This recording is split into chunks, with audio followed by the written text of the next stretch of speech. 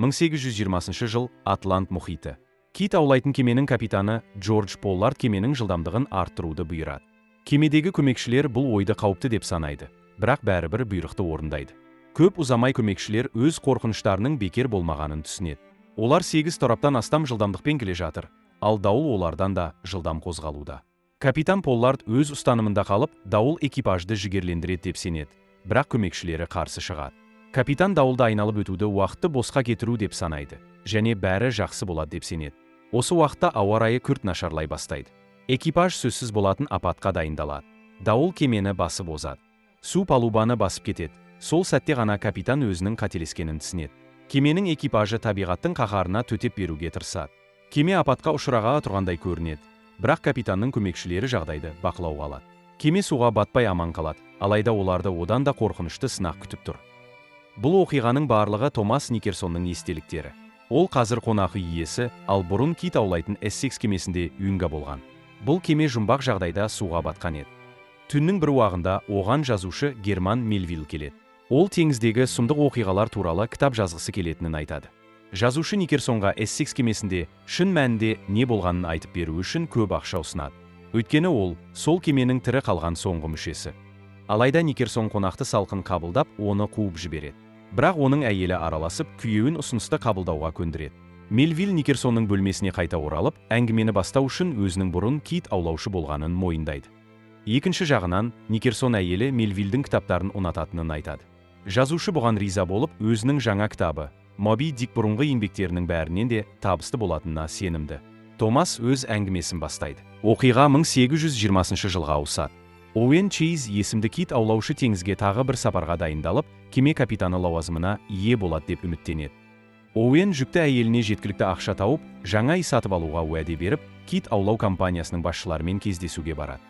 Басшылары оны жылдар бойғы мінсіз еңбегі үшін мақтап, Эссекс кемесі туралы айтады. Кеменің жөндеу жұмыстарына көп қаржы құйылған, енді ол теңізге шығып, қымбат бағалы кит майын жинауы керек. Алайда Оуэннің тәжірибесі мен біліміне қарамастан, оған тек бірінші көмекші қызметін ұсынады. Оуэн бұл ұсынысқа көңілі толмай, соңғы сапарынан кейін капитан боламын деп уәде етілгенін еске салады. Бірақ бұл уәде кейінге шегеріледі. Компания басшылары ешқандай тәуекелге барғысы келмейді, және танымал кит аулаушылар әулетінен шыққан Джордж Поллардты капитан етіп тағайындайды. Оуэн мұндай әділетсіздікке таңғалады, және тәжірибесіз теңізшіге бағынғысы келмейді. Ол жұмыстан кетуге дайын еді, бірақ оған жалақының көтерілетіні, және келесі жолы капитан болып тағайындалатыны уәде етіледі. Оуэн Чейз енді басшыларының сөзіне сенбейді, және тек капитан болатыны туралы ресми келісімге қол қойылғаннан кейін ғана Эссекс кемесіне жұмыс істеуге келіседі. Эссекс кемесі теңізге аттанады. Кемеде 14 жастағы Томас Никерсон алғаш рет теңізге шығады. Матростар бұл сапарда өздерін не күтіп тұрғанын білмейді. Кеме Нантакеттен шығып, ашық теңізге бет алады. Капитан Поллард пен Чейз бір-біріне деген өшпенділіктерін жасырмай, кез келген сәтте бірін-бірі төмендетуге тырысады. Алайда Оуэн Чейз өз ісіне әлдеқайда сенімді және экипажды шебер ұйымдастыра алады. Ол желкендерді көтеруге бұйрық береді. Матростар дереу іске кіріседі. Кенеттен бір желкен торға оралып қалады. Матростар бар күштерімен оны шешуге тырысқанымен еш нәтиже шықпайды. Оуэн көп ойланбастан экипажға қосылып, желкендерді ретке келтіреді. Матростар оның шеберлігіне риза болады, бірақ Поллард өз қарсыласының бұл жетістігіне қуана қоймайды. Кешкі ас кезінде капитан Поллард Чейз және екінші көмекші Мэтью Джоймен бірге кешкі ас ішеді. Джордж Поллард Чейздің төмен әлеуметтік мәртебесін есіне салады. Оның әкесі фермер болған. Түрмеге түскеннен кейін Оуэн жетім қалып, Нантакеттің кит аулаушы отбасы асырап алған. Мэтью Джой бұл тақырыптың талқылануын қаламайды. Барлығымыз бірдей шалбар киеміз ғой деп әңгімеге араласады ол. Кешкі астан кейін Чейз экипажға бірге және жылдам жұмыс істеудің маңыздылығын түсіндіреді. Олардың міндеті мүмкіндігінше тез арада 2000 бөшке кит майын жинау. Оуэн матростарға тапсырмалар бөліп береді және таңертең қайықтарды суға түсіріп, кит аулау маневрларын жаттықтыруды бұйырады. Тіпті киттердің жақын маңда болмауына қарамастан. Кенеттен Чейз жаңадан келген Никерсонның өзін нашар сезініп тұрғанын байқайды және оны палубаға шақырады. Ол Томасты ерекше әдіспен есін жиғызуға шешім қабылдайды. Бұл әдіс балаға расымен көмектеседі. Келесі күні бірінші көмекші Чейздің басшылығымен кемеде жұмыс қызу жүріп жатады. Кенеттен капитан Поллард палубаға көтеріліп, олар кестеден қалып келе жатқанын айтып, жылдамдықты арттыруды бұйырады. Шығыс желін ұстау үшін асығу керек. Оуэн бұл ойға қарсы. Өйткені жылдамдықты арттыру қауіпті болуы мүмкін. Алайда Поллард өз айтқанынан қайтпайды. және Чейз бұйрықты орындауға мәжбүр болады. Көп ұзамай Оуэн кеменің оң жақ бортынан дауыл бұлтын байқап, капитанға қосымша желкендерді жинауды ұсынады. Бірақ капитан бұл туралы алаңдамайды. Оның ойынша экипаж тым босаңсып кеткен, ал дауыл олардың рухын көтереді. Чейз тағы да Поллардқа егер олар бағытын өзгертпесе, дауыл кемені аударып тастайтынын түсіндіруге тырысады. Бірақ капитан уақыт жоғалтқысы келмейді, және қандай жағдай болмасын, бұрынғы бағытта қалуды бұйырады. Кеме күшті дауылға тап болады. Толқындар кемені аударып тастауға шақ қалады, бірақ Оуэн қосымша арқанды түсіруге бұйрық беріп кемені теңестіреді.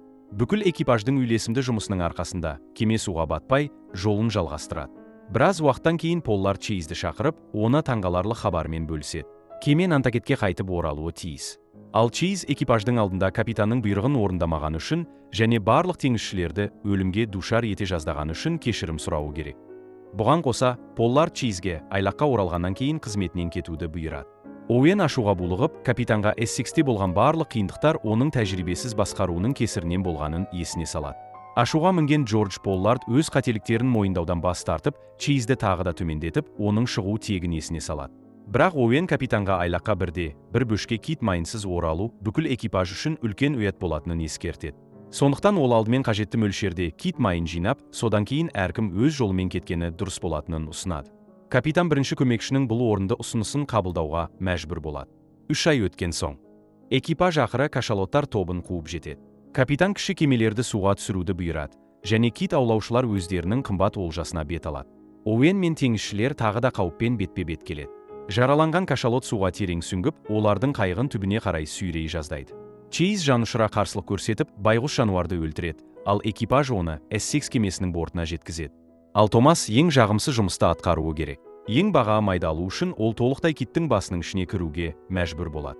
Жас жігіт жиіркенішін жеңе алмай қиналады, бірақ бәрібір міндетін орындайды. Экипаж 47 бөшке май жинайды, бірақ келесі бірнеше ай бойы ешқандай олжа таба алмайды. Эссекс кемесі мүйіс горында айналып өтіп, оңтүстік Атлантикадан кетеді. Олар тынық мұхитқа жеткенде бәрі жақсарады деп үміттенеді. Алайда ештеңе өзгермейді. Киттер өте сирек кездеседі. Ал капитан мен бірінші көмекшінің арасындағы қарым-қатынас одан әрі шиеленісе түседі. Экипаж 1 жыл бойы теңізде жүреді. Бірақ олардың мардымсыз олжасына қарап, үйге оралуға әлі де ұзақ уақыт бар екенін бәрі түсінеді. Эссекс кемесі Эквадордағы Атакама қаласына жетеді. Капитан Поллард пен оның көмекшілері мұнда испандық капитанмен кездеседі. Испандық теңізшілеріне батысқа қарай 2000 миль қашықтықта киттерге толы аймақ тапқанын айтады. Алайда сол суларды алып ақ кит мекендейді. Ол оның кемесін суға батырып, 6 адамын өлтірген.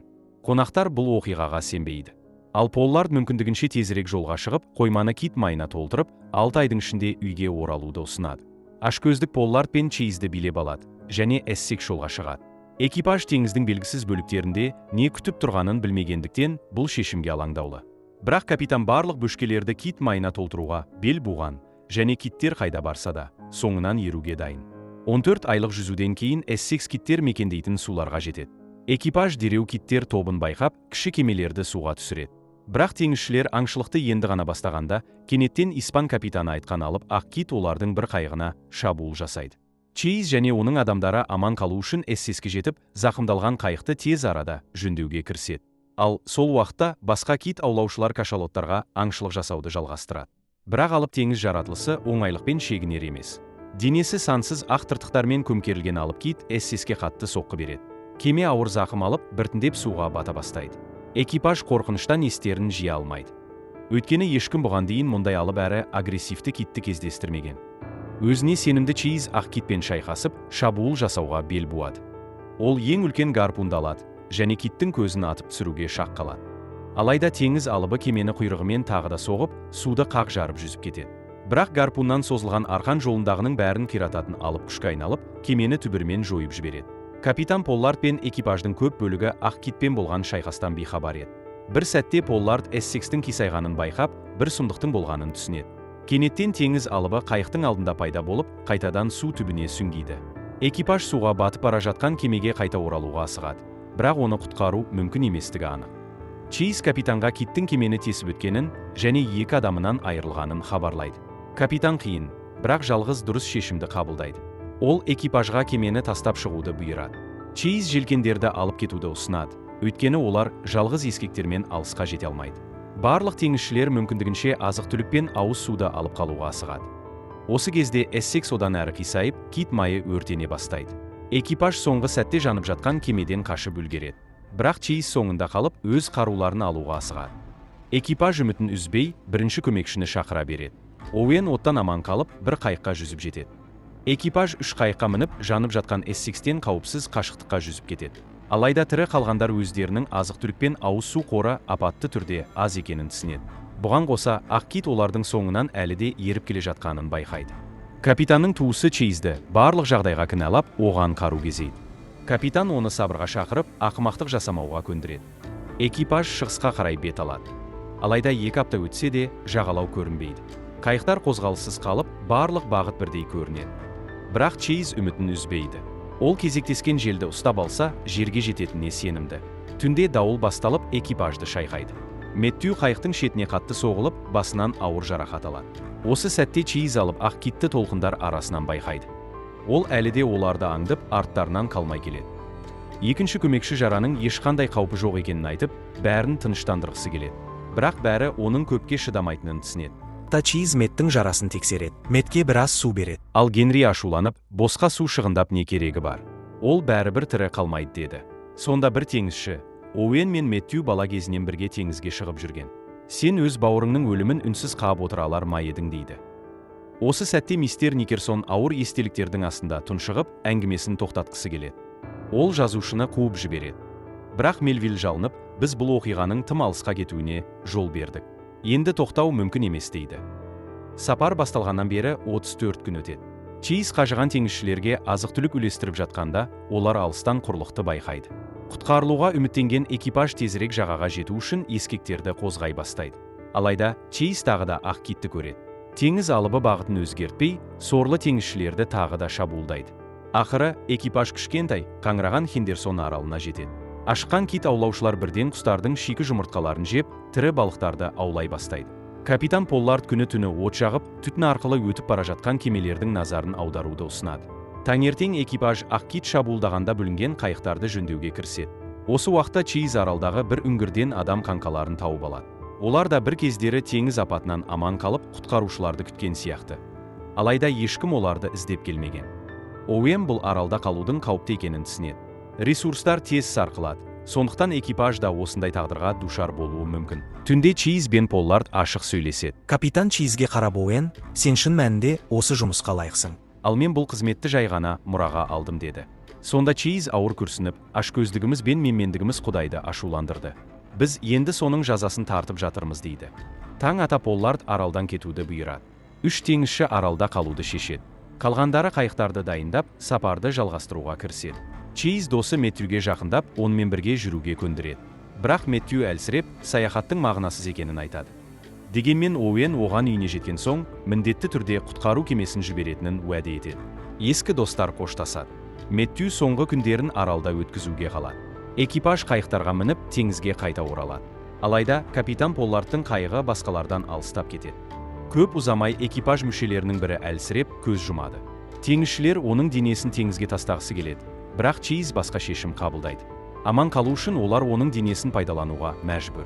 Барлығы қорқыныш пен жиіркеніске толы. Бірақ өзге амалдары қалмағанын түсінеді. Бұл оқиға оның өміріндегі ең үлкен соққы болған. Ол егер әйелі шындықты білгенде, оны сүйе алмас еді деп сенеді. Алайда ханым олардың әңгімесін естіп, мен сенің азабыңды түсінемін. Мен сені ешқашан айыптамаймын деп жұбатады. Осыдан кейін әйелі Томасты әңгімесін аяқтауға шақырады. Ол қайтадан жанын жазушыға ақтарады. Көрініс қайтадан шексіз мұхитқа ауысады. Жас Никерсон әбден әлсірейді. Чейз оны есіне келтіруге тырысады. Бұл теңізде өткен 71-ші күн еді. Поллардтың қайығында теңізшілер кезекті құрбанды анықтау үшін жеребе тартады. Күтпеген жерден жеребе капитанға түседі.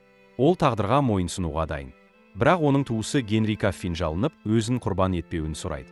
Алайда Поллард райынан қайтпай, ат деп бұйырады. Алайда Генри мұны істеуге дәті бармай, капитанның өмірін сақтап қалады. Күндер өтіп, аптап ыстық экипажды қажыта түседі. Чейздің есебі бойынша олар құрлықтан 800 мильдей қашықтықта. Поллард пен Чейздің қайықтары қайтадан бір-біріне жақындайды. Бірақ үшінші қайық көптен бері көзден ғайып болған. Осы кезде су астынан ақ кит қайта шығады. Чейз қолына гарпун алып, соққы жасауға дайындалады. Кит қайыққа жақындайды. Алайда Оуэн кідіріп қалады.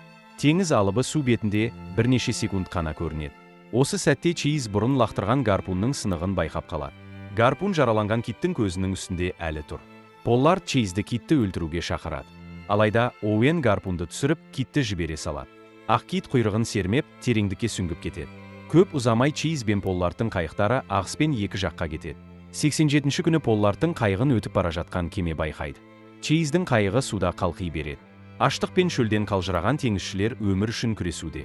Оуэн сандырақтап, әлеммен қоштасуға дайын көрінеді.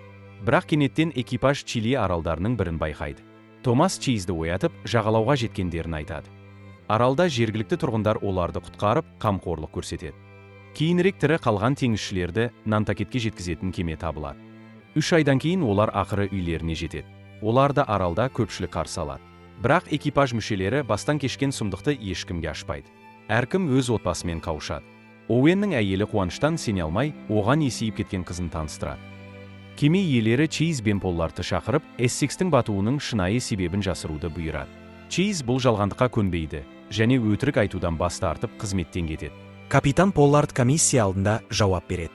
Бастапқыда ақиқатты жасыруға тырысқанымен, соңында Эссексті ақ киттің батырып жібергенін мойындайды. Томас Никерсон өз әңгімесін аяқтай отырып, тергеудің нәтижесіз аяқталғанын баяндайды. Поллард ақ китті тауып, жою үшін тағы теңізге аттанады. Алайда іздеу сәтсіз аяқталып, оның кемесі Гавайи маңында мүлде суға кетеді. Осыдан кейін ол зейнетке шығып, теңізге оралмады. Оуэн Чейз болса уәдесін орындап, Гендерсон аралына құтқару кемесін жібереді. Мэттью Джой өкінішке орай көз жұмған еді. Алайда 3 теңізші ғажайыппен тірі қалады. Чейз өмірін жаңадан бастайды. Ол сауда кемесінің капитаны болады, және енді кит ауламайды. Осылай оқиға аяқталады. Герман Мельвилл Томас Никерсонмен қоштасып, мен тек оқиға ғана емес, одан да маңызды нәрсе алдым дейді. Енді ол өміріндегі ең маңызды кітабын жазуға кіріседі. Достар, осымен бүгінгі шығарылым аяқталды. Видео ұнаса лайк басып, каналға жазылып қолдап жіберсеңдер. Жаңа видеолардан хабардар болу үшін қоңыраушаны басыңыз. Бізді көргеніңіз үшін рахмет.